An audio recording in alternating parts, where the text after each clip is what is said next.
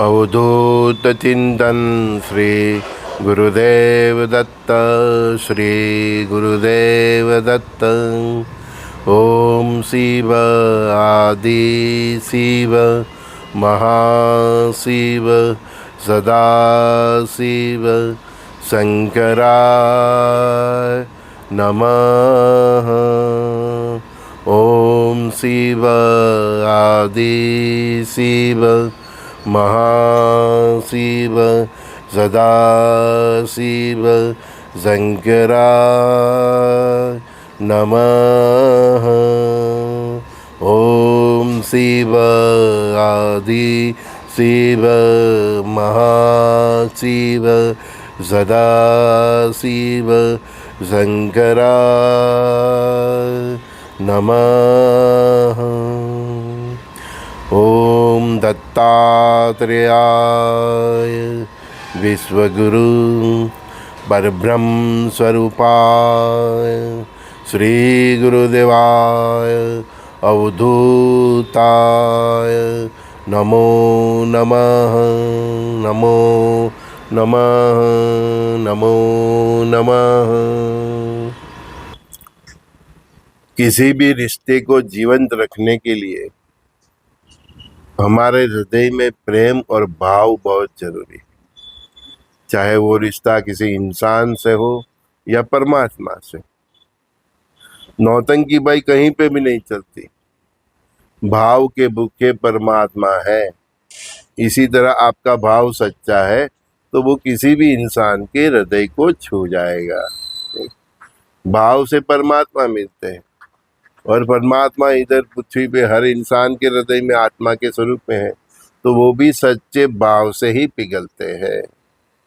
ठीक है, कई कई इंसान इतने कठोर हो जाता है कि वो आत्म तत्व भी उनका इतना सुसुप्त हो जाता है, तो कई बार हमारी फीलिंग्स और भाव हम चाहे कितनी भी कोशिश करें वो इंसान नहीं समझ पाता। तो पत्थर पे पानी डालना जैसा होता है।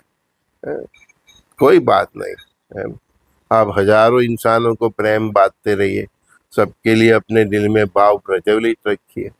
ठीक है ना, क्योंकि हम इधर भाव से प्रेम से परमात्मा को पाने आए हैं और वही प्रेम से वही भाव से हमको सभी इंसान के साथ रहना है। कई बार लोग फरियाद भी करते हैं कि सर हमारे दुख में किसी ने साथ नहीं दिया। कोई बात नहीं, गाना तो है ना वो फिल्म का, सुख के सब साथी दुख में न कोई, मेरे राम मेरे राम।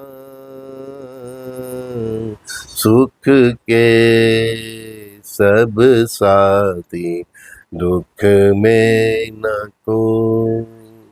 उसने तो फरियाद की है गाने में, मैं तो यहाँ तक कहता हूँ कि हम सुख बात नहीं आए और हमारा दुख कोई बात ले तो फिर वो दुख दुख नहीं रहता। हमारे पिछले जन्म के कर्मों के अनुसार हमारा दुख अगर किसी ने बांट लिया, हाँ, तो वो फिर दुख ही नहीं रहा। तो फिर आप किस हिसाब से किस तरह से अपने कर्म भुगतोगे। तो बहुत अच्छा है कि दुख में आपके साथ कोई न हो। क्यों? कि उससे आपका जल्दी कर्म खत्म हो जाता है। समझ गया आप?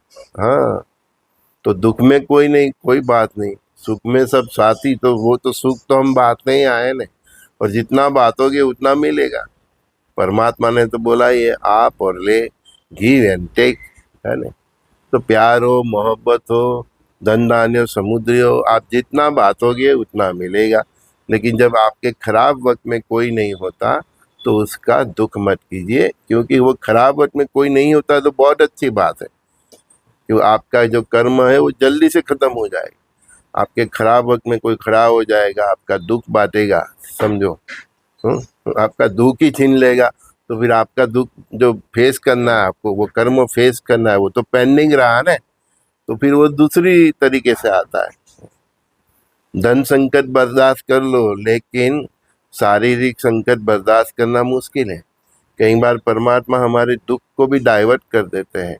हमको शारीरिक कष्ट मिलना होता है तो हमको धन का कष्ट दे देते हैं। हाँ, तो परमात्मा भी बहुत दयालु है, वो अपने कष्ट को डाइवर्ट कर देते हैं। हम लोग बोलते हैं ना कि हमारे भजन कीर्तन से सूली का घा मतलब तलवार का घा स्वहीं से जाता है, तो इसी तरह परमात्मा डाइवर्ट करते हैं।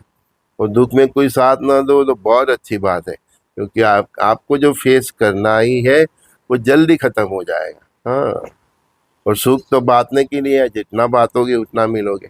वैसे ही है, आप दुख जितना बांटोगे उतना आपको दुख मिलेगा। दुनिया को जितना आप अत्याचार करोगे अपने भाइयों बहनों बहुओं बेटियों से, उतना दुख आपको वापस मिलेगा। तो दुख और सुख जितना बांटोगे इतना मिलेगा, लेकिन सुख बांटोगे तो आपको सुख ही मिलेगा। और दुख आपको अकेले आपने सहन कर लिया तो वो कर्म खत्म हो जाता है, फिर सुख ही सुख है उसमें। इसमें मैं एक चीज और जोड़ लेता हूँ कि सुख और दुख में परमात्मा को मत छोड़िए, है ना। हम सुख में क्या करें, छलक जाते हैं, हाँ, देव दमन गोबा, है ना, वो बैंकॉक पता है कहाँ कहाँ घूमने जाते हैं। हम सुख में परमात्मा को भूल जाते हैं, है ना। दुख में फरियाद करते हैं, अरे भाई तूने सुख में याद किया है। गुरु महाराज के क्या बोलते हैं, जितना कमाते हो उसका 10% अपना सब खर्चा निकाल के जो बचत होता है उसका 10% चैरिटी में डालो, है ना। गुरु महाराज क्या बोलते हैं, चाहे सुख हो या चाहे दुख हो, अपना जीवन सुख सात्विक रखो, चरित्र संभाल के रखो। हाँ, तो हम अब सुख में छलक जाते हैं। हाँ, शराब और कबाब और क्या क्या करते हैं खेल, है, एक बीवी दो बीवी तीन बीवी, है ना। हाँ, इतनी गर्लफ्रेंड है, औरतें भी बिगड़ जाती है, ये पार्टी वो पार्टी वो पार्टी। हाँ, तो सुख में भूल जाते हैं और दुख में फिर फरियाद करते हैं। तो हम क्या बोलते हैं, फरियाद मत करो, फरी फरी मतलब फिर परमात्मा को याद करो, है ना। तो सुख और दुख में भी जिसका परमात्मा के प्रति भाव मतलब एक ही तरह का रहता है, सेम रहता है, वो ही सच्चा इंसान है। जो सुख में छलक न जाए और दुख में फरियाद न करे, वही तो इंसान है।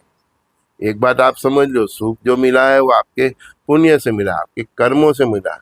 लेकिन परमात्मा ने तो दे दिया, लेकिन परमात्मा ने दे दिया फिर भी वो वॉच रखते हैं आपकी।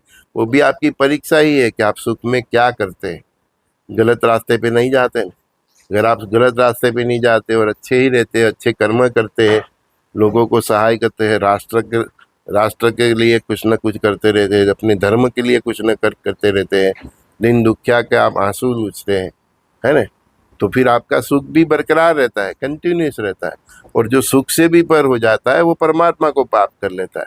तो हाँ, हमारे गुरु महाराज को हमने देखा है, जितना उनके पास आया वो बात दिया, फिर आया फिर बात दिया, फिर आया फिर बात दिया।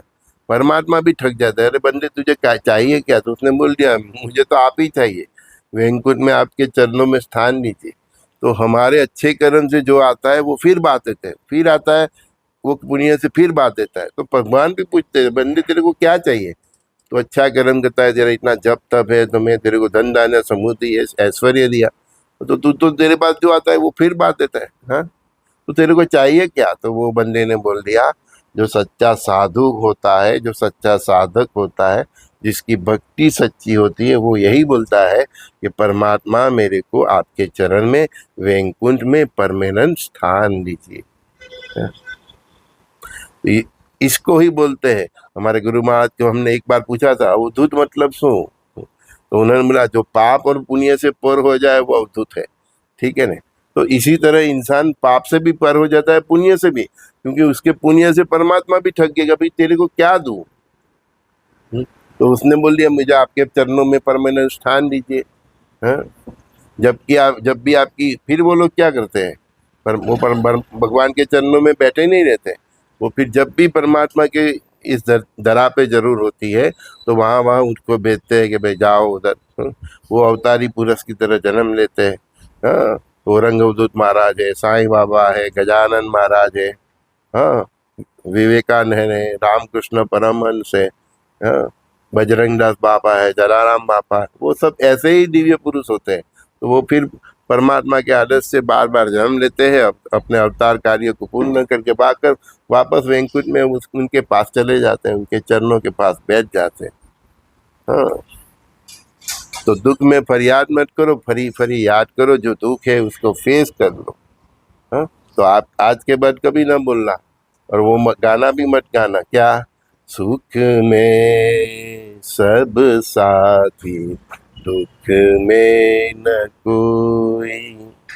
हाँ, ये डर से गाना नहीं है, इसको समझना है कि सुख में सब साथी, तो सुख हमको पूरे संसार के साथ बांटना है। तो हम उल्टा समझते हैं कि सुख होता है तो सब आ जाते हैं, हाँ, जैसे सरहद होती है तो मक्खी आ जाती है, ऐसे सब हम उल्टा समझते हैं। नहीं, इसका अर्थ ऐसा समझो, सुख के सब साथी, तो सब साथी मतलब सुख सबको बांटो, जितना बांटोगे उतना रिवर्स आता ही रहेगा, मल्टीप्लाई होके आता रहेगा। फिर एक दिन परमात्मा पूछेगी, बच्चे मैं तेरे को इतना देता हूँ, तू सब बात देता है, तो अब मैं तेरे को क्या दूँ? तब बोलना, परमात्मा मुझे आपके चरणों में परमानेंट स्थान चाहिए, मैं जन्म मरण से पर हो जाऊं। फिर वही जीव परमात्मा आत्मा परमात्मा वो परमात्मा के चरणों में स्थिर रहती है, उनके पास ही रहती है। हाँ, वैंकुट में 24 आवर्स उनके पास रहते। अब जब जब परमात्मा की इच्छा होती है तो वही इंसान बार बार पृथ्वी पर अवतार लेते हैं। तो दुख को झेल लो और सुख को इस तरह से करो, इस तरह बांटते रहो, तो आपको भी परमानेंट परमात्मा के चरण में स्थान मिलेगा। तो सुख में व्यभिचार से दूर रहो और दुख में फरियाद से दूर रहो। संजय दस्ती का सभी दोस्तों को प्रणाम, श्री गुरुदेव दत्त।